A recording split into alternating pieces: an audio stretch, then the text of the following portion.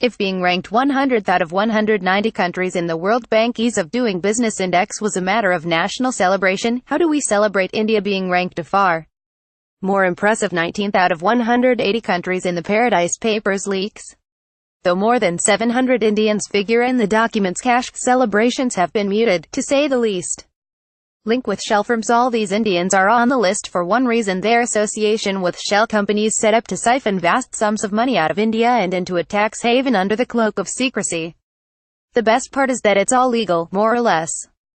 An interesting case unearthed from the Paradise Papers pertains to a law firm's refusal to supply nominee directors to two Mauritius-based companies of an Indian business group due to fears of round-tripping, a term that denotes the illegal routing of Indian origin illicit funds from a tax haven, in this case, Mauritius, back to India.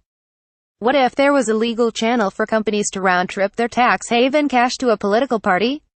If this could be arranged, then a businessman could lobby for a change in policy, and legally funnel a part of the profits accruing from this policy change to the politician or party that brought it about. Well, the government introduced precisely such a scheme earlier this year: electoral bonds. These bonds share with tax havens the two characteristics that make the latter such attractive destinations for black money: secrecy and anonymity. Transparency in political funding is the global norm. The 255th Law Commission report on electoral reforms observed that opacity in political funding results in lobbying and capture of the government by big donors. The lower the transparency in political funding, the easier it is for the super-rich to buy the kind of government they want. According to the NGO, Association of Democratic Reforms, 69% of the income of political parties is from unknown sources. But even the 31% from known sources pertains only to the income that the parties declare to the Income Tax IT Department. Thanks to black money, the real incomes of political parties are far greater than their declared income. In other words, not only is the source unknown for the greater chunk of a party's income, even the very existence of this income is unknown, as it is not captured in any official record, either with the Election Commission (EC) or with the IT Department. Put simply, transparency in political funding in India is already abysmal. This is despite the existence of declaration norms, traditionally governed by four legislations: the Representation of the People Act (RPA), the IT Act, the Companies Act, and the Foreign Contribution Regulation Act (FCRA). Under these laws, political parties have to declare the source and the amount donated for all contributions above 20,000 rupees. Similarly, companies have to declare in their profit and loss place statement the party-wise breakup of political donations. Also, a company must be at least 3 years old to contribute to a party. Its contribution cannot be more than 7.5% of its average net profit in the 3 preceding years. And parties cannot accept foreign contributions. But declaration to an institution is not the same as disclosure to the public. Even with all these stipulations, as of today, it is barely possible to glean, via multiple right to information applications, a rudimentary idea of political parties' sources of funding. Now electoral bonds are set to eliminate even this smidgen of transparency.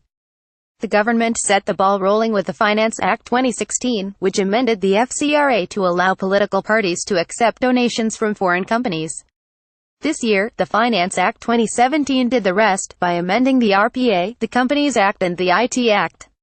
The Reserve Bank of India Act was also amended to enable the issuance of electoral bonds, which would be sold through notified banks. What electoral bonds do? Electoral bonds are essentially bearer bonds that ensure donor anonymity. They are like cash but with an expiry date. Let's say company X wishes to contribute 100 crore rupees to political party Y. It could buy 10 electoral bonds of 10 crore rupees each from Bank A. These bonds would carry only a serial number and not the identity of the buyer. X would have these bonds deposited in Y's designated account with Bank B. B would know that this money belongs to Y, but it doesn't record the fact that it has come from X. The cluster of amendments around electoral bonds makes the scheme's intent amply clear. First of all, they eliminate the 7.5% cap on company donations, which means even loss-making companies can make unlimited donations. Also gone is the requirement for a company to have been in existence for 3 years, paving the way for fly-by-night shell companies. And finally, companies no longer need to declare the names of the parties to which they have donated, so shareholders won't know where their money has gone. As for political parties, they no longer need to reveal the donor's name for contributions above 20,000 rupees, provided these are in the form of electoral bonds. In a nutshell, a foreign company can anonymously donate unlimited sums to an Indian political party without the EC or the IT department ever getting to know. It is difficult to imagine a better instrument to ease the flow of black money into the coffers of political parties. Danger to democracy. By far the most pernicious feature of electoral bonds is their potential to load the dice heavily in favor of the ruling party. In the hypothetical transaction above, only Bank A knows the identity of the donor, while Bank B knows only the identity of the recipient. But both the banks report to the RBI, which is, in turn, is subject to the central government's will to know, though it remains to be seen if the former's autonomy can withstand the latter. So, only the ruling party, and no one else, can ascertain which companies donated to the opposition parties. It is then free to use the organs of the state to gently dissuade or retaliate against these misguided donors. What this means is that once the scheme for electoral bonds is notified, the opposition parties may struggle to raise adequate funds to put up a fight. The implications for democratic politics are obvious. The government's stated rationale for introducing electoral bonds was that they would protect donors from harassment by enabling anonymous contributions. But this argument falls flat, as only the government is in a position to harass, or alternatively, protect donors from harassment by non-state harassers. Going forward, there is little doubt that democracy will be the biggest casualty if electoral bonds see the light of day. Former Chief Election Commissioner S.Y.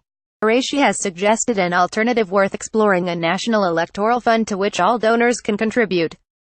The funds would be allocated to political parties in proportion to the votes they get.